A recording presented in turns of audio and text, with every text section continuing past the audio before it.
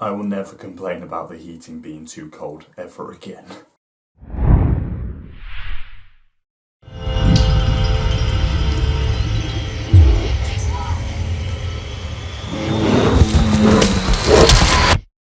The Revenant stars Leonardo DiCaprio and Tom Hardy and is the true story of Hugh Glass and his struggle for survival after being left in the woods.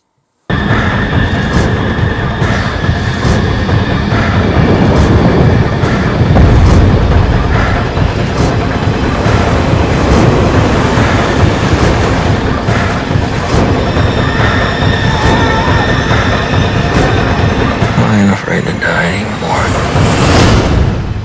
I've done it already. Before I even get into performances, this film is visually flawless.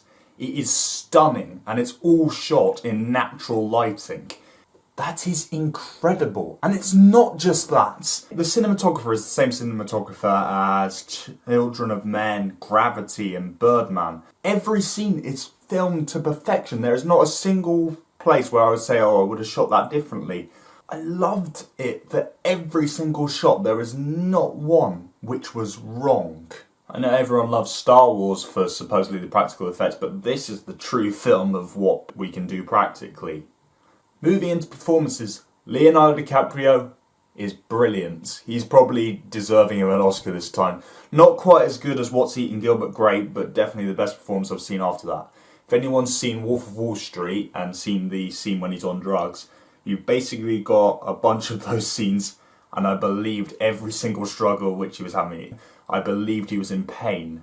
This can be due to the fact that the director made them do a load of things practically. There's a scene where Leonardo DiCaprio eats a raw liver, and that's a real raw liver, and it's a genuine reaction. It's disgusting. Tom Hardy's performance is also great. My only slight problem with it was that I did not fully understand what he was saying sometimes because of his accents. That may have just been me. What this film does extremely well is generate shock. It is shocking that Hugh Glass managed to survive anything which we see. And there are some added scenes, but a lot of the scenes which happened did happen in real life. If this film wasn't based on a true story, I would have called it unrealistic, because it just doesn't seem possible that you could possibly survive what happens. There's also some pretty horrible gore which made me have to look away quite badly, and I'm not like the type of person who gets affected by gore. I watched The Hateful Eight and didn't look away at all.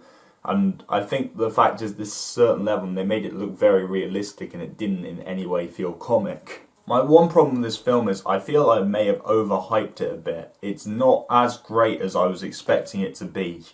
And some scenes are truly amazing. It's once these scenes disappear, then the other scenes which are just good can maybe seem a bit more mediocre.